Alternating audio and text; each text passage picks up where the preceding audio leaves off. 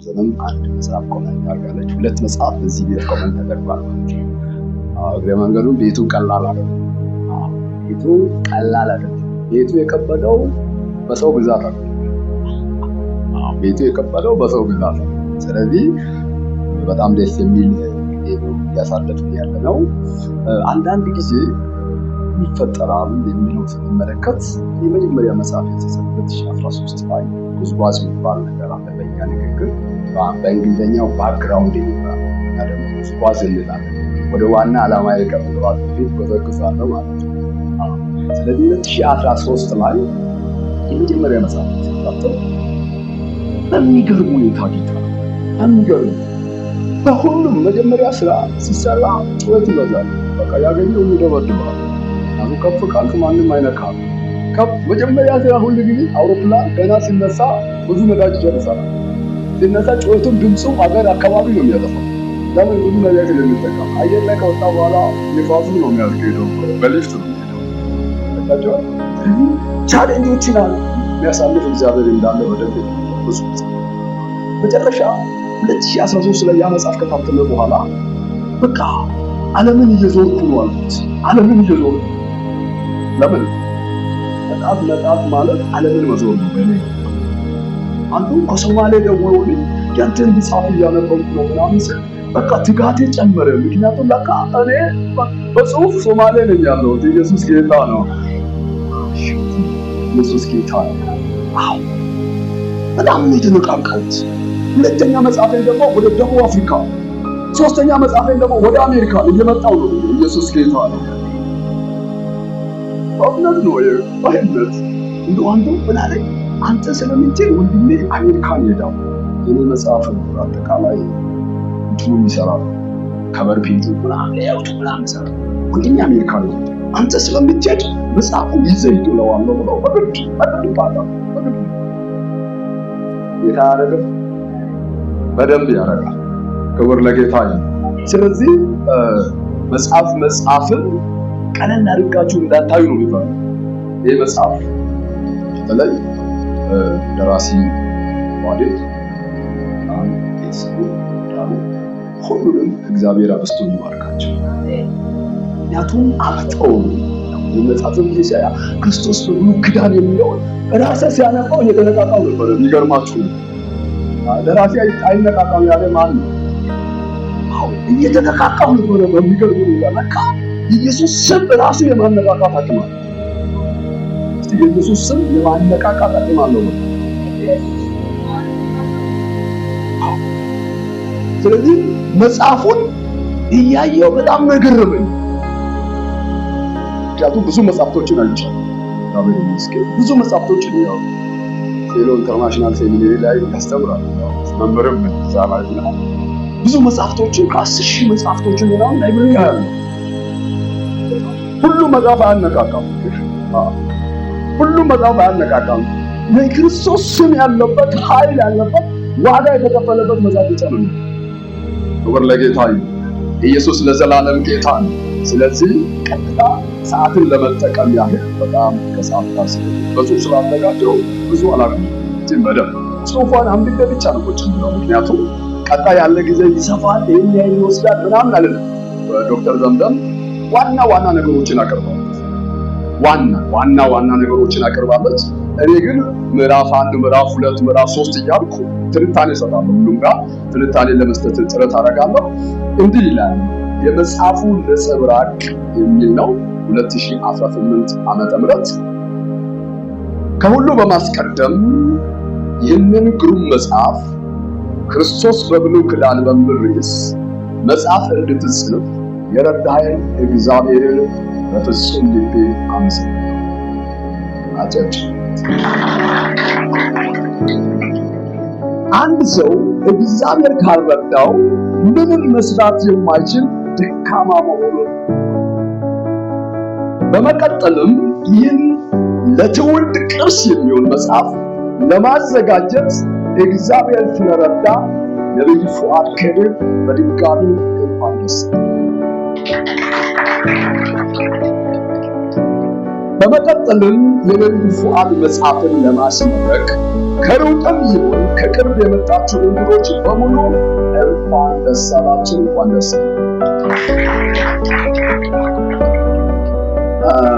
በመቀጠል የመጽሐፉን አጠቃላይ ነጥብ ባጭሩ እንደሚከተለው አቀርባለሁ።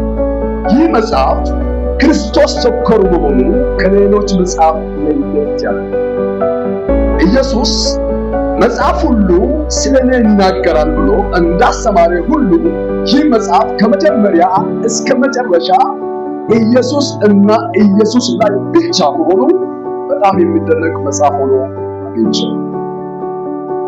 ይህ መጽሐፍ ክርስቶስ በብሉይ ኪዳን በሚል ርዕስ የተጻፈ ሲሆን በ12 ምዕራፍ የደረጀ ነው። 12ቱ ምዕራፍ ኢየሱስ ክርስቶስ በብሉይ ኪዳን መጽሐፍ ምን እንደሚመስል በግልጥ ቋንቋ ማርቲን ሉተር መጽሐፍ ሁሉ ኢየሱስ ክርስቶስ ተኮር እና ኢየሱስን የመግለጽ ግዴታ እንዳለባቸው እንዲህ በማለት ይገልጻል። መጽሐፍት የክርስቶስ የመገኛ ቤት እንጂ ክርስቶስ አይደለም። የመጽሐፍት ትልቁ ሥራ ክርስቶስን መመስከር። ስለዚህ እያንዳንዱ የመጽሐፍ ገጽ ኢየሱስን የመግለጽ ግዴታ አለበት በማለት ምዕራፉ ሳይሆን ገጹ ኢየሱስ የሚል ከሌለ ኢንኮምፕሊት ነው ማለት ነው። የሚሰብኩ ሰዎችን ካላችሁ አብርሃምን ሰብካችሁ ቁጭ ብትሉ ሆነ ስብከታችሁ ኢንኮምፕሊት ነው። እኛ እንድንሰብክ የተጠራነው የአብርሃም ጀግንነት ዳዊት ምናምን ይናረገ ምናምን ሞዲያላን ስቶሪ ቴሊንግ የሚወዱ ሰዎች ብዙ ናቸው። ኢትዮጵያ በተለይ ይህንን ጭምር በቃ ታሪክ መንገድ ይወዳል። ታሪኩ አይደለም ዋናው አንኳሩ ኢየሱስ ነው። እስቲ አንኳሩ ኢየሱስ ነው በሉ። ዋናው ስለዚህ ስለ አብርሃም ስለ ዳዊት ስለ አዳም ምናምን ትንታኔ ምናምን እንሰጣለን። ኢየሱስን ካልነካን ዋጋ የለም። ለኔ ትልቁ ሰባኪ ተናግሮ ኢየሱስ ያድናል ብሎ ቁጭ ያለ ሰባኪ ነው። ለኔ ትልቁ ሰባኪ 1 ሰዓት 3 ሰዓት 2 ሰዓት ለአብርሃም አስተምሮ ቁጭ ይላል። ኢየሱስ ያድናል ዋና ዓላማ ነው። መስበክ ካቃታችሁ ቢያንስ ወጣችሁ ኢየሱስ ያድናል ብላችሁ ቁጭ በሉ። ሌላ ነገር አትንገሩ። ምክንያቱም ማይከል ነው። ስለዚህ ይህ መጽሐፍ በዚያ ዙሪያ ላይ ማርቲን ሉተር እያንዳንዷ ገጽ እያንዳንዷ ምዕራፍ አይደለም ቁጥር አይደለም ገጽ ሙሉ ስለ ኢየሱስ ማብራራት ይታያል። ይህ በፉአድ ከድር የተጻፈ መጽሐፍ የመጽሐፍት ሁሉ ባለቤት የሆነውን ኢየሱስ ክርስቶስን በመጽሐፍ መግቢያ ላይ እንደተገለጸው ብሉይ ኪዳን ጥላው ሲሆን አዲስ ኪዳን ደግሞ አካሉ ነው። ያለ ጥላው አካሉን በደንብ መረዳት አይቻልም። ያለ አካሉም ጥላው ትርጉም አይኖርም። ስለዚህ ይህ መጽሐፍ ሁለቱን ኪዳኖች በክርስቶስ መስቀል በኩል አገናኝቶ ያሳያቸዋል በማለት በብሉይ ኪዳን ኢየሱስ ክርስቶስ እንደሚከተለው ይገለጻል። ምዕራፍ 1 ላይ ኢየሱስ በዘፍጥረት መጽሐፍ እንዲህ በማለት ይገለጻል። አንደኛ ኢየሱስ በዘፍጥረት መጽሐፍ የተገለጠበት መንገዶችን ሲያነብ ኢየሱስ የሴቲቱ ዘር፣ ኢየሱስ የቆዳውን ልብስ፣ ኢየሱስ ሁለቱ መንገዶች የቃየንና የአቤል፣ ኢየሱስ ብቸኛ የመገናኛ ስፍራ የኖህ መርከብ፣ ኢየሱስ አባታዊ ፍቅር እና ምትኩ በግ የአብርሃምና የይስሐቅ መስዋዕት በመሆን ኢየሱስ የተገፋው ወንድም እና የዓለም አዳኝ የዮሴፍ ታሪክን ከማውራት ጋር ተያይዞ ኢየሱስ መልከ ጻድቅ የዘላለም ካህንና የክርስቶስ ምሳሌ በመሆን ይሄ ካህናቶች ሁሉ ምን ይሆናሉ? ይሞታሉ። ለዘላለም ማይሞት ኢየሱስ ብቻ ነው። ክብር ለኢየሱስ ይሁን። እስቲ ለዘላለም ማይሞት ኢየሱስ ብቻ ነው በሉ። ማሻካቱ ባዲያሳይ ለዘላለም የማይሞት ኢየሱስ ብቻ። ካህናቶች ኃጢአታቸው ሚዛኑን መድፋት ካቃተ ሰው ነው የሚቀሩ። አቃቸው ጥብቃቸው ኃጢአትን ሸፍኖ የሕዝቡንም ጭምር ካልሸፈነ እዛው ነው የሚቀሩ። ኢየሱስ ግን ለዘላለም በክህነት ይቀጥላል። ስለዚህ ኢየሱስ እንደምንቀርበው እንደ መልከ ጼዴቅ ምዕራፍ 14 ላይ ኢየሱስ በእሳት ያለፈው አምላክና የተከፈለው ክዳን በፍጥረት ምዕራፍ 15 ኢየሱስ የያዕቆብ መሰላልና የሰማይ ደጃፍ ዳጋ በፍጥረት ምዕራፍ 28 ላይ ሁላችሁም ታውቃላችሁ። መልአኮች ምን ይሆናሉ? ይወጣሉ። ምን ይሆናሉ? ይወርዳሉ። ኢየሱስ ለዘላለም እዛ ሆኖ በቃ ይወጣ አይወርድም። አበቃ ማለት ነው። እዛው ስልጣን ላይ ቁጭ። ስለዚህ መልአኮች ያዕቆብ ምዕራፍ 28 ላይ እየወጡ ይወርዱ ነበረ። ያ በዛም ተምሳሌት ቀርቧል። አንድ ወጥቶ ለዘላለም ካህኑ ነው፣ እዛው ይኖራል። በፍጥረት ላይ ኢየሱስ እንዲቀርቧል። ለኢየሱስ ጭብጨባ አምጡለት። ምዕራፍ 2 ላይ ደግሞ ኢየሱስ ክርስቶስ በኦሪት ዘጸአት መጽሐፍ ላይ ምን ይመስላል? አንደኛ ኢየሱስ የፋሲካው በግ ከሞት ወደ ሕይወት የመሸጋገሪያ ምስጢር። ኢየሱስ መና ከሰማይ የወረደ የሕይወት እንጀራ። መናው ሲወርድ በልቶ ያልቃል። የአሁኑ ኢየሱስ ተበልቶ አያልቅም። ኢየሱስ ጌታ ነው። ሁሉም በልቶት በቃ ሁሉም ተቀብሎት። አሁን ለምሳሌ ዓለም ላይ ያለ ሕዝብ በሙሉ ተቀብሎት የማያልቀው መና ኢየሱስ ነው። መናው ይወርዳል። የተወሰነ ሰዓት ቆይቶ ምን ይሆናል? ይበላሻል። ቶሎ ቶሎ ላፍ አድርጎ ካልበሉ ይበላሻል። ስለዚህ ለዘላለም የማይበላሽ ዘላለማዊ የሆነ መና ኢየሱስ ክርስቶስ ከሰማይ የወረደ የሕይወት እንጀራ ነው። የብሉይ ኪዳን እንጀራ ይሻግታል፣ ይበላሻል። የአዲስ ኪዳን እንጀራ ደግሞ ምን ሆኖ የሚኖር ነው? ሁሉ ጊዜ ፍሬሽ ሆኖ በኢየሱስ ሁሉ ጊዜ ፍሬሽ ሆናችሁ ነው። ኢየሱስ ጌታ ነው። አንዳንድ ሰዎች አንዳንዴ መንፈሳዊ ይሆናሉ፣ አንዳንዴ ደግሞ ሌላ ነገር ይነካካቸዋል። ፍሬሽነታቸውን ይለቃሉ። መንፈሳዊ ሰው ሁሉ ጊዜ መንፈሳዊ ሆኖ ነው የሚቀጥለው። ገባውና አትፈልግም። ፍሬሽ ሆነን እንድንኖር ነው ቦታ የሚያሳየው። ስለዚህ እየሰጠው ምናልባት አንዳንዴ የእኛም ነገር አስቸጋሪ ነው። ነገሩ ይስባል። የመሳብ አቅሙ አደገኛ ነው። ሌላው ኢየሱስ የተመታው አለት ከጥማት የሚያድነው ለምን ውሃ? የሕይወት ውሃ። የሕይወት ውሃ ሲባል የዘላለም የሕይወት ውሃ። አንዴ ብቻ ጠጥተን የምንረካ ሰው ሁሉ ጊዜ አይታችሁ፣ የዘላለም ውሃ ሁሌ ነው የሚጠጣ። አንድ ጊዜ ጠጥተን በቃ ጥማችን ቆረጠ አንልም። በእንደዛ አይነት መንገድ ኢየሱስ የተመታው አለት ከጥማት የሚያድን የሕይወት ውሃ ነው። ኢየሱስ የመገናኛ ድንኳን ምስጢር ነው። እግዚአብሔር ከሰው ጋር ያደረገው ማደሪያ። ብሉይ ኪዳን ላይ እግዚአብሔር ቤት ያድራል፣ በማደሪያው በድንኳኑ ያድራል። ዛሬ በእኛ ውስጥ አድሯል። ክብር ለጌታ ይሁን። ኢየሱስ ጌታ ነው።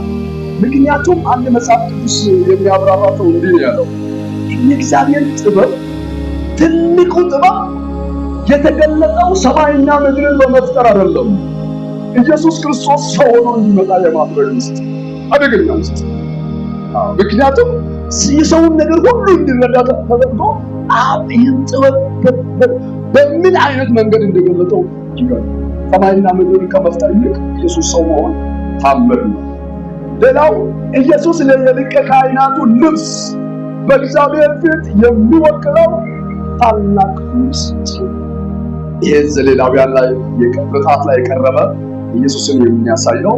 ለኢየሱስ ጭብጨባ አምጡለት። ምዕራፍ 3 ደግሞ ክርስቶስ ኢየሱስ በኦሪት ዘሌዋውያን መጽሐፍ ላይ ምን ይመስላል? አንደኛ ኢየሱስ ቅድስናና የመታረቅ ምልክት።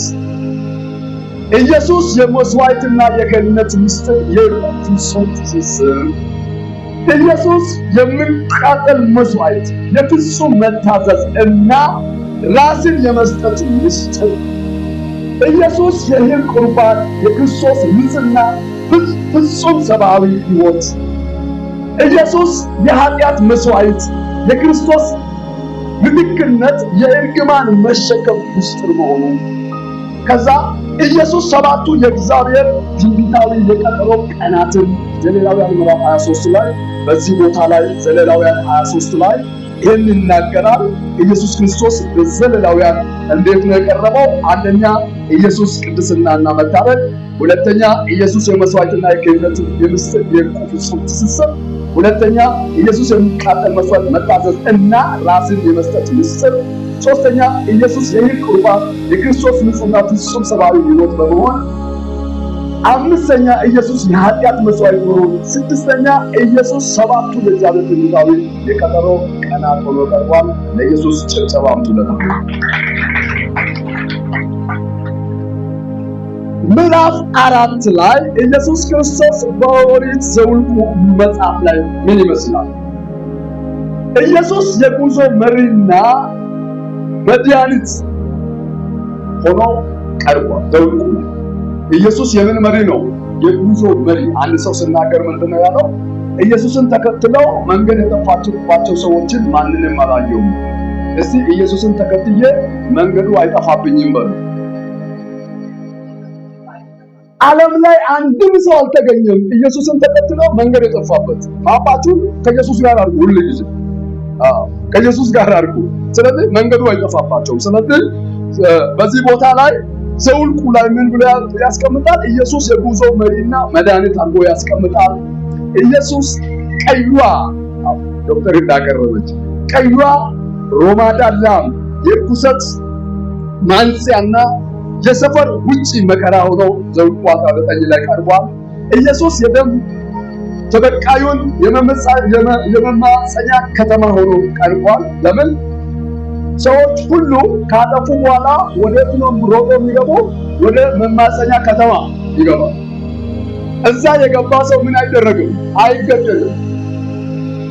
አይታችኋል። ቃየል ምንድነው ያለው? ያገኘኝ ሁሉ ምን ያደርጋል? ይገለኛል። እግዚአብሔር ያገኘው ሁሉ እንዳይገል ምን ይደረግልኝ? ሲተመሩ ታውሩ አይታችኋል። ደም ወዲያው ግንባሩ ላይ ሰው ሁሉ ደም ያይና አይገለውም፣ ማንም እንዳይገለው። ክብር ለጌታ ይሁን። ስለዚህ በእንዲህ አይነት መንገድ ዘኍልቍ ያቀርበዋል ማለት ነው። ምዕራፍ 5 ላይ ኢየሱስ ክርስቶስ በኦሪት ዘዳግም መጽሐፍ ላይ አላስጨበጨው ማለት ነው። ዘኍልቍ ላይ ምን ደከመን ያጨብጭቡለት ለጌታ። ዘኍልቍ ምዕራፍ 5 ላይ ኢየሱስ ክርስቶስ በኦሪት ዘዳግም መጽሐፍ ላይ ምን ይመስላል? ኢየሱስ ታላቁ ነቢይና የቃል ኪዳኑ ፍጻሜ፣ ኢየሱስ የልብ መገለጥና ከሥጋ ስርዓት ወደ መንፈስ ቅዱስ ወደ ቅድስና ስርዓት ያስገባ፣ ኢየሱስ ደብረ ሲና እና ደብረ ጽዮን የሕግና የጸጋውን ውል የፈጸመ አምላክ መሆኑን በዚህ ክፍል በተለይ ዘኍልቍ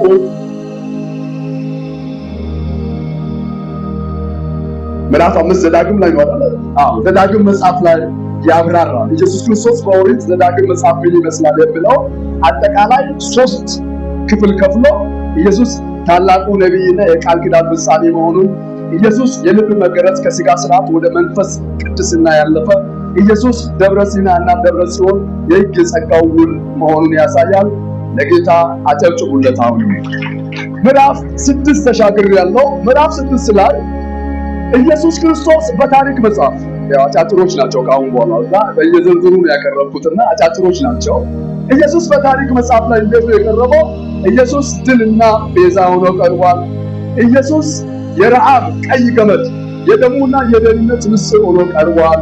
ኢየሱስ እንደ ፖሊስ እውነተኛ ቤዛና የሩት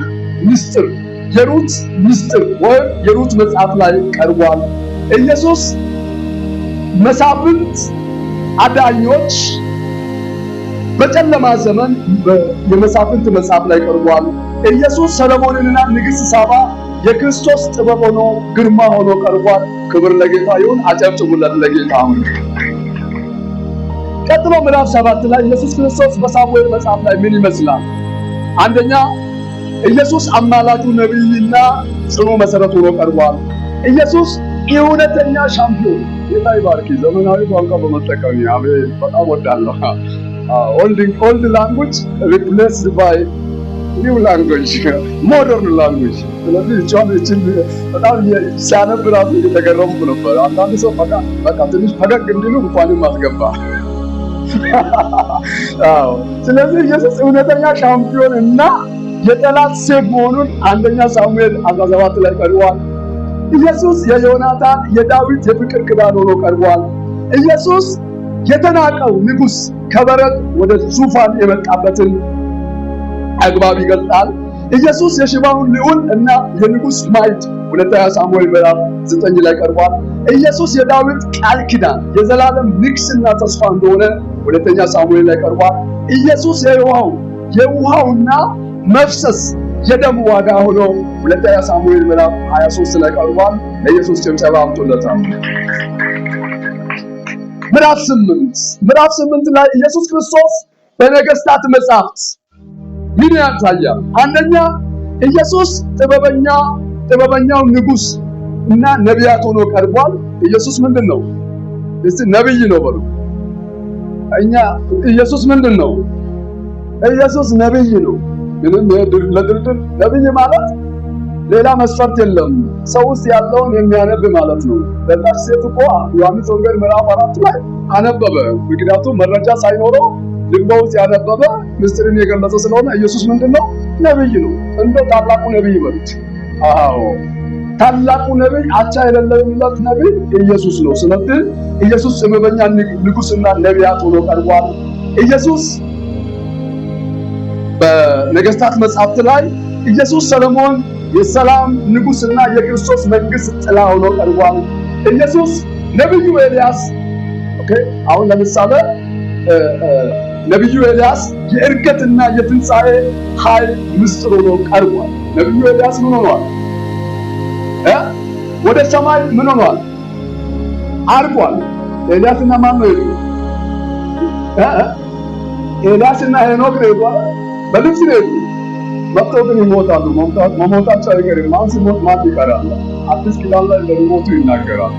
ማን በሊፍት ሲሄድ ማን እንዲህ ይሄዳል?